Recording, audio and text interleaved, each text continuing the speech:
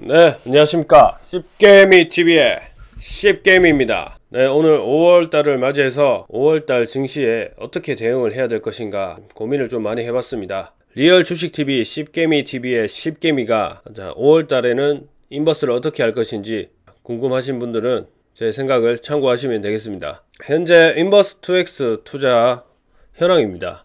지금 제가 2억 1700만원을 인버스 2X에 몰빵을 했고요. 그리고 마이너스 30% 정도 손실이 나서 한 마이너스 6500가량 손실 중인 것으로 확인이 됩니다. 마이너스 7000 될 수도 있고요. 정확하게 집계를 안 해봐서 하여튼 요 정도 됩니다. 그리고 단기 투자 실패를 인정했고요. 지난번에 나스닥이 거의 V자 반등을 완성했기 때문에 단기 투자 실패를 인정했습니다. 그리고 올웨더 포트폴리오에서 겨울까지 들고 가려고 했는데 현 상황에서는 실패를 했다고 밖에 볼 수가 없을 것 같습니다. 지금 코스닥하고 나스닥은 V자 반등을 완성했다고 밖에 볼 수 없습니다. 제가 봤을 때는. 그리고 현재 다우하고 S&P 500, 코스피는 반등 폭이 약간 비슷한데요. 그래도 한 최저점에서 60% 이상 정도까지는 반등을 하고 지금 다시 약간의 조정을 보여주고 있는 모습입니다. 어쨌거나 절반 이상 넘게 반등에 성공을 했다라는 것입니다. 그리고 자 이제 실패를 왜 했느냐, 왜 이렇게 증시가 상승을 많이 했느냐를 분석해보면 제가 가장 크게 놓친 부분이 있었던 것 같습니다. 바로 패드의 양적 완화 정책을 좀 관과한 것이 아니냐 이런 생각이 들었습니다. 전례 없는 양적 완화 정책을 펼쳤는데 그러면 여기에 따른 유동성 공급과 이 유동성 공급이 얼마나 빨리 들어올 것이냐, 증시에 얼마나 많은 영향을 끼칠 것인가에 대해서 좀 고민을 많이 했었어야 됐는데 사실 이런 역사가 없던 일이기 때문에 크게 생각을 못 했었습니다. 그 결과가 지금 이렇게 증시 급상승으로 나타났던 거고요. 역사에 없던 이런 경제 상황에서도 역사에 없던 양적 완화 정책을 펼친 거죠. 예상이 완벽하게 빗나갔습니다. 쌍바닥은 찍고 갈 줄 알았는데 또 그동안의 학습 효과로 인해서 개미 투자자들이 인버스에 투자를 많이 하게 되니까 글로벌 세력들이 더욱더 증시 상승에 힘을 가하지 않았나 이런 생각이 듭니다. 실패 요인은 유동성 공급의 무서움을 간과하였다. 그리고 트리플 씹개미 씹3X 개미들과 반대로 한다고, 저는 동학 개미와 반대로 한다고 이제 인버스에 투자를 하였었죠. 그렇게 했는데 이런 씹3X 개미들이 알고 보니까 제일 많이 매수한 게 인버스였더라. 그래서 결국에는 나도 씹3X가 아닌 줄 알았는데 알고 보니 씹3X 개미였다. 그래서 인버스 투자가 망해버렸다 라는 것이 되겠습니다. 어마무시한 상승장이 나타난 이유가 유동성 공급 때문일 것이라고 지금 생각을 하고 있는데요. 지금 미국의 통화량, 이제 미 연준 홈페이지에 들어가면 볼 수 있는데 요거 들어가서 자료를 가져와 봤습니다. 미국 통화량을 보는 이 경기 지표 중에 M1 통화량이랑 M2 통화량이라는 지표가 있다고 합니다. 그 내용은 밑에 적어 놨고요. 이 M1, M2의 뜻은 요 밑에 의미를 적어 뒀습니다. 이러한 경제 지표, 통화량에 대한 경제 지표가 되겠고요. 그래서 보시면 M1하고 M2 둘 다 역사에 없던 통화량 상승 추세를 만들어 가고 있습니다. 보시면 지금 이때가 지금 코비드 이슈로 인해서 만든 건데요. 지금 이때가 코비드 이슈로 양적 완화 정책을 발표하면서 통화량이 급격하게 증가하고 있는 모습이거든요. M2도 마찬가지. 근데 과거에 보면 이런 평평하게 우상향하는 차트가 계속되었는데 이때도 2008년 금융위기 때 보시면 여기도 마찬가지고요. 약간의 급상승은 있었지만 이때도 양적 완화 정책을 했기 때문에. 그런데 지금처럼 단기간에 이렇게 수직으로 통화량이 급상승하는 거는 없었습니다. 이거 구간을 늘려서 1900년대 초로 해도 마찬가지입니다. 이런 건 없었어요. 근데 지금 통화량 차트를 보니까 이렇게 나옵니다. 정말 어마어마하게 돈을 뿌리고 있다. 그리고 시중에 그 돈이 통화량으로 바로바로 반영되고 있다라는 것이 나오고 있었습니다. 이걸 보니까 좀 무섭더라고요. 이 지금 현금이 급속도로 쓰레기가 되고 있다라는 얘기가 되거든요. 지금 여기에 맞춰서 전 세계에서 다른 나라들도 통화정책, 양적 완화 이런 정책을 다 하고 있으니까 전 세계적으로 현금이 쓰레기가 되어 가고 있는 것입니다. 현금이 쓰레기가 되면 자산 가치가 증가하는 게 상식이죠. 그렇기 때문에 이런 어마무시한 유동성 공급이 강력한 증시 상승장을 만들지 않았나 이렇게 생각을 해볼 수 있습니다. 자, 이거를 너무 생각하지 못했다. 이게 바로 실패 요인이었다 라고 생각하고 있습니다. 자, 그래서 5월달이 이제 왔습니다.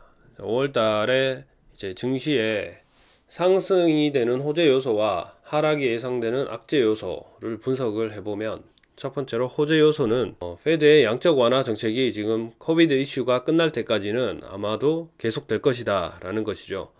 미친 유동성은 당분간은 더욱더 공급이 될 것이다. 그리고 아직 중국이나 유럽에서 또 경기 부양 정책이 더 나올 수 있다라는 기대감이 아직 남아 있습니다. 아직도 코비드 이슈가 한창이기 때문에 그렇습니다. 그리고 국제 유가가 지금 한 2달 넘게 미친 듯이 역사적인 저점을 찍고 다시 이제 좀 회복하는 추세로 가고 있습니다.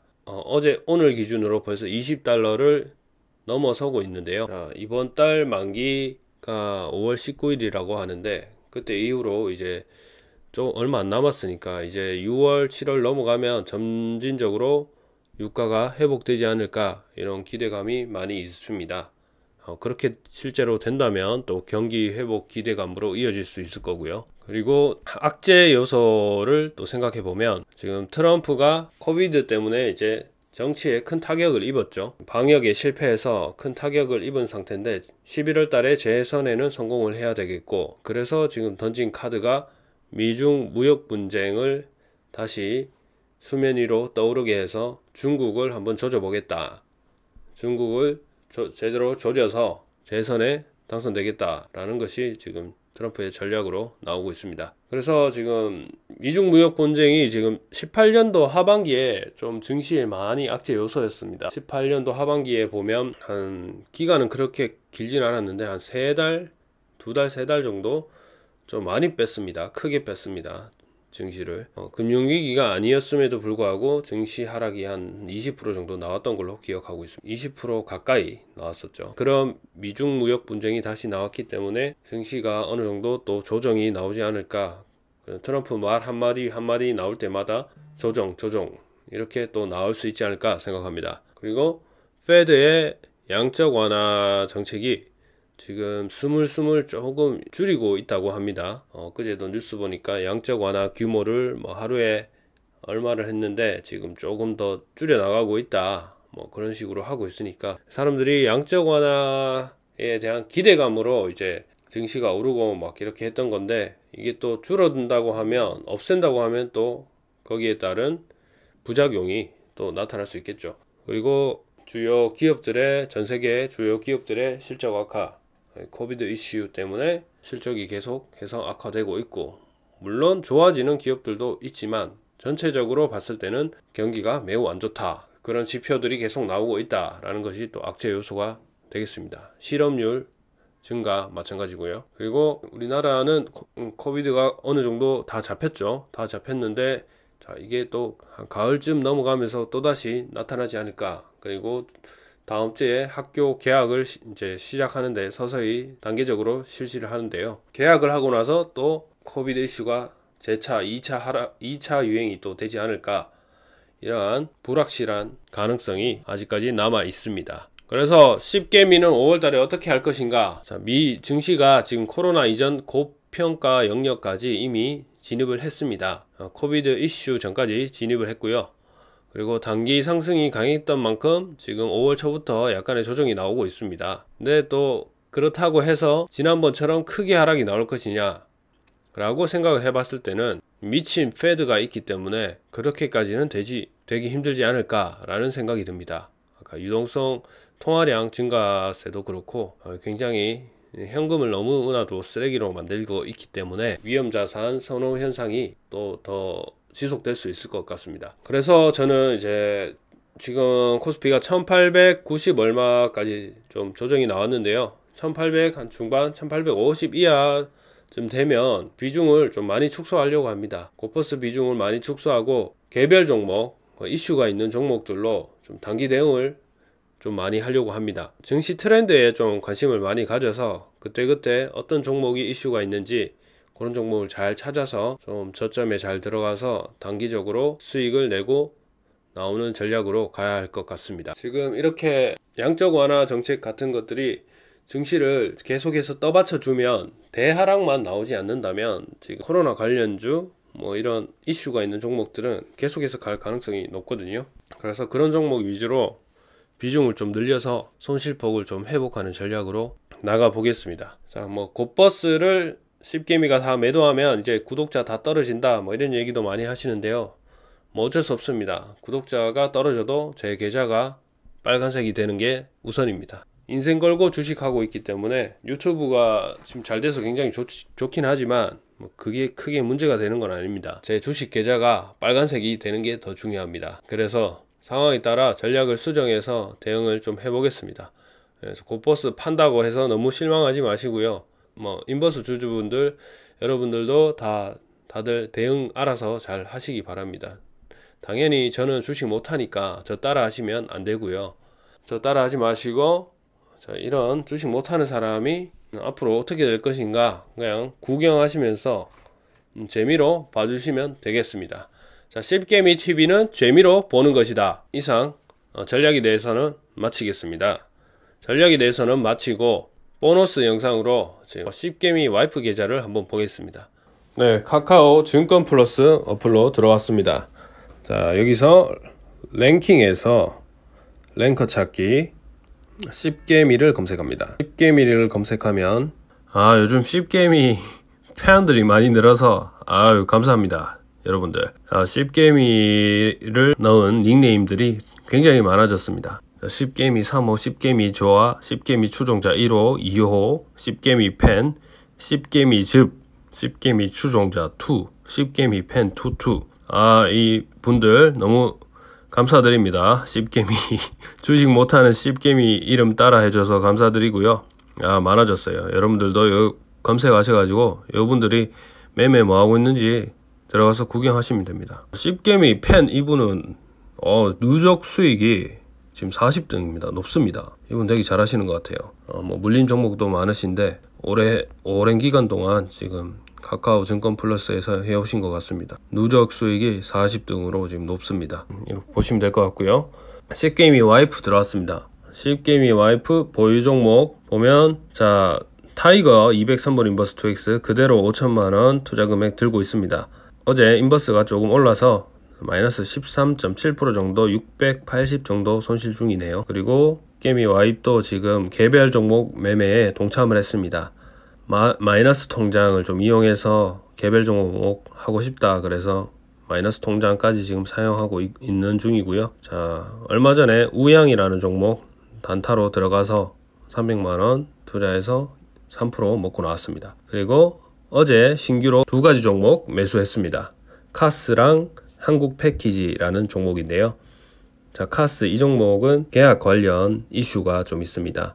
이게 여기에 뭐 체온계하고 뭐 이런 것들 만드는 회사라고 하는데요. 원래 메인 업종은 전자저울인가 그거 만드는 회사인데 그냥 체온계 관련 테마에 엮여서 조금 상승 추세가 나오고 있습니다. 요 차트가 마음에 든다고, 그리고 계약 이슈도 있고 하니까 와이프가 종가에 매수를 했습니다. 300만원 투자했고요. 그리고 한국 패키지 이 종목도 300만원 투자했는데, 이 종목은 지금 코비드 이슈 때문에 지금 택배하고 이런 게 지금 잘 되고 있잖아요. 이 종목은 플라스틱 포장기, 뭐 플라스틱 용기, 배달민족 시키면 그 플라스틱 용기 많이 나오잖아요. 그런 거 만드는 회사, 그런 거 관련된 회사로 이제 이것도 이제 계약을 하면, 지금 이제 다음 주부터 순차적으로 계약을 시작하는데, 계약을 하면 학교에서 위생 때문에 이제 바이러스 감염 때문에 뭐 식기 그릇 같은 거, 수저 같은 거 이런 거를 이제 한시적으로 일회용품을 사용할 수도 있다고 하더라고요. 그래서 그런 이슈들이 있고 하니까 와이프 이 종목도 아까 그 카스랑 차트가 비슷하죠. 차트도 마음에 든다. 그래서 종가에 300만원 매수 들어갔습니다. 다음 주에 상황 보고 뭐 알아서 익절 잘 하겠죠. 저보다 잘하니까 와이프는 걱정 안 합니다. 자, 인버스도 와이프도 이제 인버스 어느 정도 손실폭 줄어들면 조금 줄일 거라고 합니다. 저랑 비슷하게. 자, 이상 이렇게 와이프 계좌까지 보면서 마치겠습니다. 자, 5월 달에는 씹개미 부부가 손실폭이 좀 줄어드는 한 달이 되었으면 좋겠습니다. 네, 이상 시청해 주셔서 감사합니다. 씹개미 TV의 씹개미였습니다. 구독과 좋아요 부탁드립니다. 감사합니다.